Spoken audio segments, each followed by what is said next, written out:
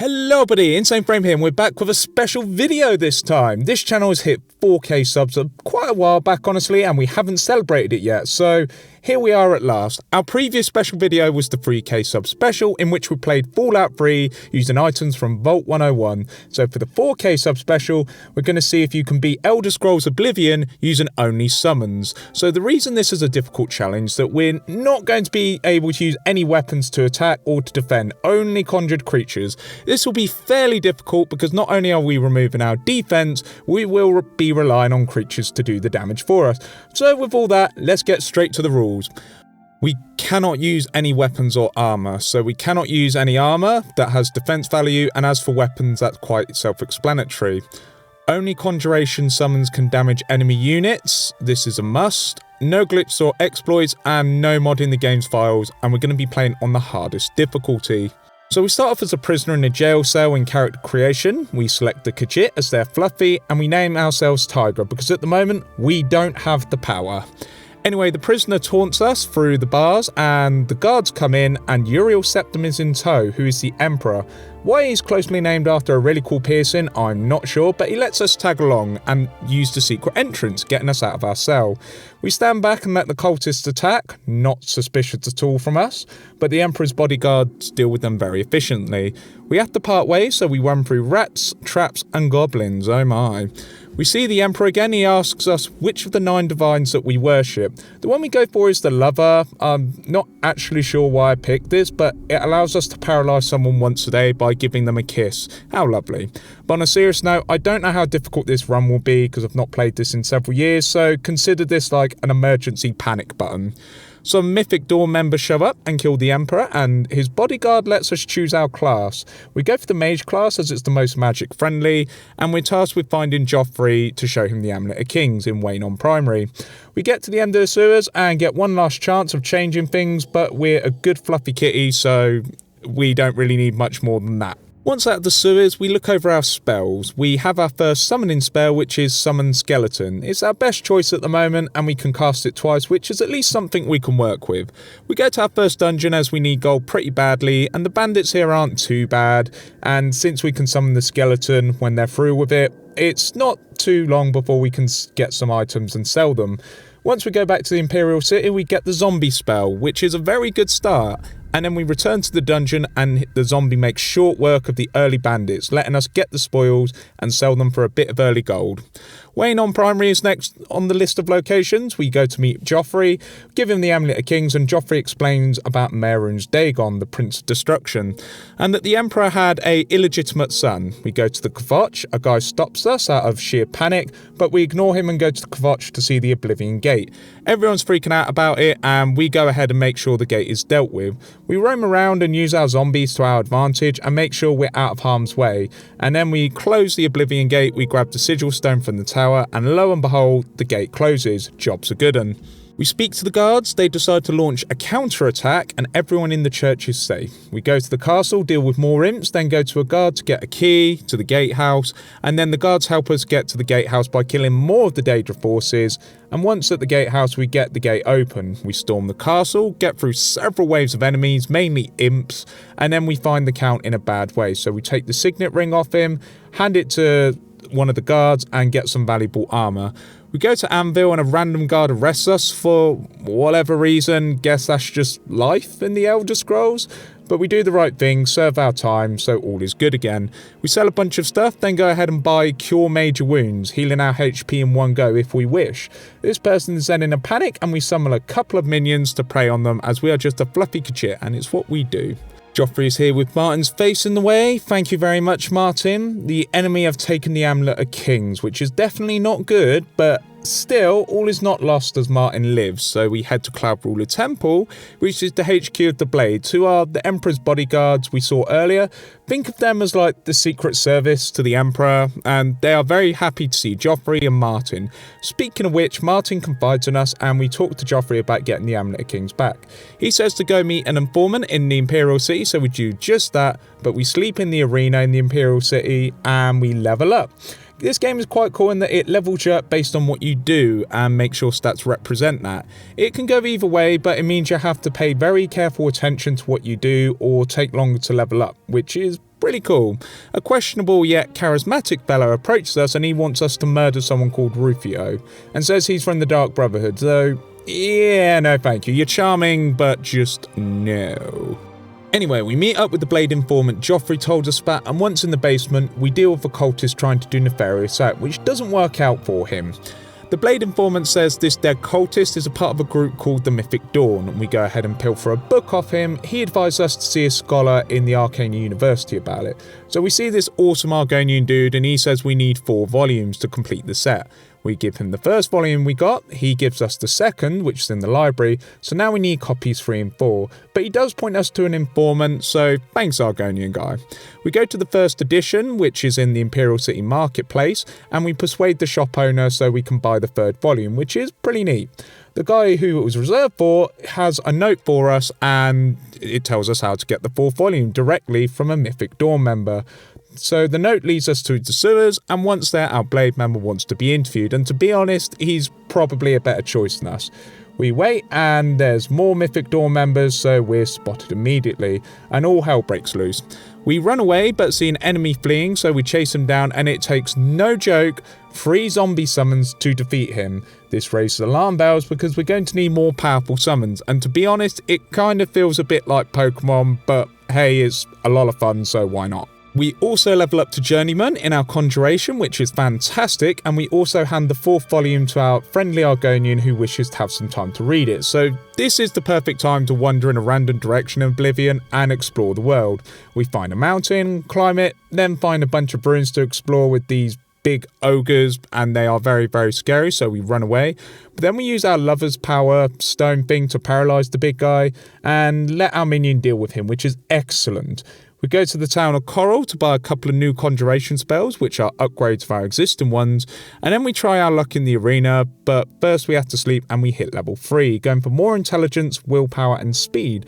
Full glass cannon build here, but the headless zombie does amazing in the arena, and once that's done we return to our scholar Argonian friend. He says we need to use the first word of each paragraph, which is decent, but it wasn't really needed as we just wandered around in the Imperial City and found this red symbol by accident, which was glowing, and when we interact with it, it marked a place on our map, which is really good, so I guess I'm going to chalk that one up to luck, I guess. We arrive at the shrine and we're asked to give all of our items, which we don't really have any weapons or armor, but we still refuse and everyone becomes hostile, so we decide to summon our minions and watch them bash the cultists, which is absolutely hilarious. We also managed to level up our sneak to apprentice level. Not that it doesn't really do anything for us as we can't get weapon criticals from sneak as we simply can't use a weapon, but hilariously it does make it easier for us to summon something whilst being hidden, so the enemy have to keep dealing with our team. It's a really cheesy and hilarious strategy, so why not?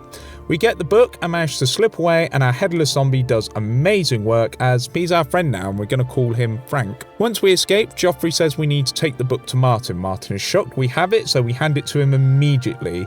Then we're tasked with dealing with spies, and we kill a mage, then kill a ranger. The captain and the guard allow us to search inside someone's house, and once we do an investigation, we find the enemy's plans. Also, we gain expert level conjuration, so the magic side of things is going really well. We show the orders to Joffrey and he says to eliminate the spies. When we try to find the spies, instead we find a gate of Oblivion, so we have to show. And when we go in, Frank, our friendly zombie, just downs 2 imps on his own, so he's doing really well. The trip to the tower isn't too bad, some fire turrets shoot us, but they're very easy to dodge, and once in the tower our zombie just destroys everything in his path. As we watch, and all is very, very good, minus the Plane of Oblivion bit. So since Frank, our zombie friend, has done so well, we switch up for the Skeleton Guardian. He now has a mason shield and we battle it out in the top of the tower. We're victorious and get the Sigil Stone. We use the Sigil Stone to enchant our shoes and name them appropriately. Beautiful. Joffrey is chipper. Martin says he needs a Daedric artifact, which is fair enough. We've been to Hellenbach twice now, so it shouldn't be too much trouble. We also sleep in a bed and hit level 4, improving the same old stats, intelligence, willpower and speed, which should be satisfactory for now. And strolling outside, we see an Oblivion gate, and this guard just looks at it. staring. So we do the right thing and we decide to switch the gate off by going inside, going to the tower, grabbing the sigil stone, which was a stroke of luck because it fortifies our willpower, helping out our magic regen. So definitely worth it. We enchant an item with the sigil stone, name it appropriately, grab a couple of summon spells for our new gear, we persuade one of the worshippers of the shrine to let us speak with the shrine, and we wait till dawn with some glow dust in our hand, and then the god communicates with us. He wants some of his worshippers executed because they are vampires. Kind of a shame because they couldn't be our friends, but still, a task is a task, especially from a Daedric god. Once we get to the mine, we get to release our newest member of the team onto our opponents, which is Dino Dude. This guy just tears through these vampires apart like they're nothing, and it makes the mission really easy as the vampires don't really touch us and they're slain, so no chance of vampirism. Once we report back, the god gives us Azura's Star. Now, if anyone is playing this game, this Daedric artifact is probably the most useful out of the bunch, as it acts as a reusable soul gem to recharge your magical equipment. So it's not advised to use this, but due to the nature of our playthrough, it doesn't really matter for us, so we give the star to Martin. And then Joffrey comes in and surprise, surprise, Bruma has a third Oblivion gate that has just popped up. So we go and check it out, and the captain of the guard wants us to show his men how to close Oblivion gates. This actually seems really reasonable. So okay, yeah, why not? And thankfully, due to the reinforcements and the guards helping us out, this is actually the easiest Oblivion gate so far. And with the guard captain supporting us, and Dino Dude in tow, it's barely a challenge for us, and we get the sigil stone no problem, and manage to find a ring to detect life, which could be useful but situational. Once we report to Joffrey again, he has the idea he wants us to bolster Bruma's defences, which isn't a bad idea, and Martin says he needs the blood of a divine. So we speak to Joffrey again, he gives us a key to a dungeon, so thank you kindly Joffrey. But we are in need of funds, so we go ahead and use our friend we haven't shown too much yet, and we go to the arena and use Frostgroot to get a few wins under our belt. We get some gold and now have access to some of the strongest summons now, which will become staples for us, so thank you very much Frostgroot. We have to continue on with the main quest and get reinforcements, so we start with Coral, where the Countess has a murder mystery. We find an interview for her staff members, there's already an indiscrepancy in one of the stories being told, then we have to find 3 clues, which is a painting, paint supplies, and for some reason, footprints with paint on them. But it's really easy, we accuse the right person and the Countess is happy with us. Nice and easy, so we get additional support. Skingrad is next. We also pick up a heavy hitter summon from here and go to the castle. We meet the steward, he goes to get the count, and he outright just refuses our request. So we dive into hell once again, and Dino Dude has called in Dr. Connors, aka the Lizard. We'll just call him Dr. Lizard because I think he just got tired of a red and blue web slinger and just came here to escape, but now he's our friend. So Dr. Lizard pretty much one-shots everything in his path, and this tower is pretty good. Our summons are all used at different points, but we managed to get to this tower, grab the sigil stone, and we report back to the count, and he changes his tune, giving us aid to Bruma. Also, we buy a necklace and enchant it with the sigil stone, helping our magic regen even more. Kvatch is next on the list, and we simply get reinforcements by asking, why can't people be more like Kvatch? They're awesome. Thank you very much, Kvatch. We're already liking you. We head to Anvil, and we're sent to close the gate. Kind of seen a pattern here. Anyway, we summon Dr. Lizard, and he eats away at the Daedric forces, and we achieve master level in Conjuration. And once in the tower, it's child's play as Dr. Lizard just wrecks everything he touches, and it's easy pickings, getting the sigil stone. With this sigil stone, we use it on a ring to fortify our intelligence. As for the next gate, we know the drill and just go straight there. We don't even approach anyone, we just snap to it. It's actually the easiest gate yet, as we can just walk around the gate and go directly to the tower and use our minions to eviscerate the enemy forces and grab ourselves another sigil stone. With all of our dealings done on Oblivion gates thus far, we focus on getting the armour for Martin. We hoof it to the dungeon and our icy group manages to stomp out all of the ghosts. As for the Blade Champions, it's actually really not that difficult, and we just pretty much sit and watch it unfold, as it's quite relaxing actually. We do this a couple more times and get to the 4th Blade Champion. He's not too bad, but he does kill us once, which is unfortunate, but we challenge him again, and bless him, he slays our Icy Groot, so we just summon another one to stick it to his face. And yeah, it bashes him and he gets slain. Once the champions are freed and dealt with, the magic to the armour is lifted, and we look at it and get the armour. All done. Easy enough. We go straight back to Cloud Ruler Temple to take the armour to Martin. He's very impressed and wants us to get a stone from some ruins. Once we're inside the ruins, it's pretty mundane and we just bulldoze our way through zombies and skeletons alike. There are some switches we have to press in order to open some gates to get further in, but it's really trivial, and when we see the stones, some stairs open up and we have this strange guy with a staff who loses to Dino Dude.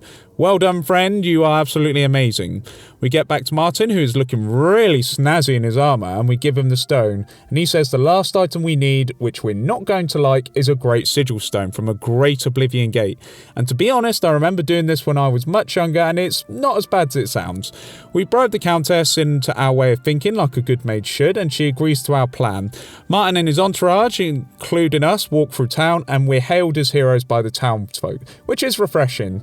Then we find a singular Oblivion gate and everyone is gathered and ready. Once the speech is made, the quest starts and more Oblivion gates are opened up until we have 3 of them at the same time. Then the time comes and the Great Oblivion Gate appears and we get to work. We enter it and now there is a time limit of 15 minutes whilst you're in this Great Oblivion Gate. But it's really nothing to worry about if you know what you're doing, and it can get confusing, but we climb the towers and make our way to the top exit and run along the bridge a couple of times, then get to the tower we're looking for and have this broken bridge in front of us. We simply jump across and land intact, and then we have to get the gates open by going up another tower and using this mechanical system. The gate opens, our friend deals with the Daedric forces, and we can enter the main tower. This tower isn't too difficult as our friends have our back, and once we get to the top after a couple of tries, we go ahead and use Dr. Lizard to show everyone who's boss, and once that's taken care of, we grab the Great Sigil Stone. We get out of the Great Oblivion Gate and talk to Martin and immediately hand him the stone. We hightail it to Cloud Ruler Temple and we talk to Martin about going to Paradise. He warns once we enter Paradise, there is no turning back. So this is sort of the warning to the final story mission, I guess. A mini Oblivion Gate opens up and we walk on through. When looking around, it's like the Garden of Eden in here with Clampheres around.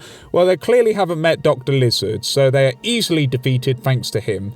We walk around and everyone is miserable and hate it because they have to die over and over, which is the villain's paradise. Kind of twisted, actually. We meet a Daedric warrior that we previously had bested on the battlefield, and to get into the grotto we need to have some wristbands. We can either kill him or help him. Since he's already been defeated by us once, we help him out. So we free his friend in a cave. He wreaks havoc on the people who are mythic dawn cultists. Seems fitting in a poetic way. Once in the grotto, we put on the bands and carry on walking through until we get to what is a lava cave where they torture people for all of eternity. Wonderful! We meet someone who says they can remove our bands, which keeps us from leaving the grotto, and that also wants to leave Paradise, so he joins up with us and he removes our bands, which is really good. Also, it's an extra body against the villain, which is a welcome addition, and we eventually find the villain's offspring, who guide us to his throne room, and he talks for too long and we just summon our heavy hitter, the Storm Tornado, who reflects damage and shoots lightning.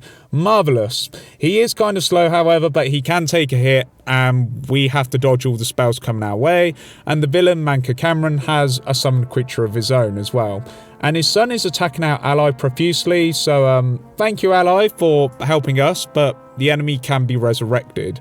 So we just keep dodging and summoning, and in our panic we run away. Then unexpectedly, Dino Dude gets the killing blow, and he's the MVP, and through the power of friendship he bited a multi-dimensional mage. Good job, Dino Dude. You are now our new pseudo-legendary.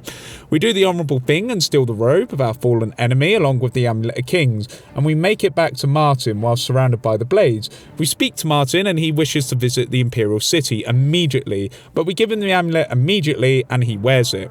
When we visit the Imperial City, we get arrested, and I mean, come on, there's an apocalypse, like, I don't even know why I'm being arrested, but I guess the apocalypse can wait and we have to serve our jail time for whatever reason. Once we get to the High Council, we then have Martin accepted as the Emperor by the Council. The Daedra follow up with an attack on the Imperial City and we easily fight our way through to the Temple District using Dr. Lizard, but we see Mehrunes Dagon himself in the flesh, but we just politely slip past him as he shows us some manners. Thank you, Demon God, you do have manners after all. But we then see Martin in the temple and he activates the Amulet of Kings, turning into a dragon god, ending the run, answering the question, can you beat Oblivion using only summoned creatures? And the answer is yes. Yes, you can. Okay, that challenge was not what I was expecting, and it had its pros and cons. The fact that we could die in 2 hits was certainly something, but having our Oblivion Pokemon team certainly helped out, and it was probably the most fun I've had in any of the challenge videos today, honestly. Very fitting for a special milestone video. Also, thank you everybody for tuning in to the 4K special. It's been a long time since I played Oblivion. It was really cool sharing this particular victory with a special set of people on a certain stream. You know who you are, and thank you all very much. You're all very kind, and it was certainly awesome. And with that, our next video will be Can You Beat Fallout 4 as the Lone Wanderer. It's been a very requested run, so we're going to do it, and it's going to be very decent. So yeah, with that, like the video if you like the video, subscribe if you're new, and of course comment down below. It's always lovely hearing from you people, and as always, thank you for watching, and stay tuned for the next one. Have a great time everybody, enjoy the season, and most of all, have an absolutely wonderful day. Take care, you are all absolutely amazing, you're all awesome, and I'll see you in the next one. This is Insane Frame signing off, and please have a wonderful day. Ta-ta for now everyone.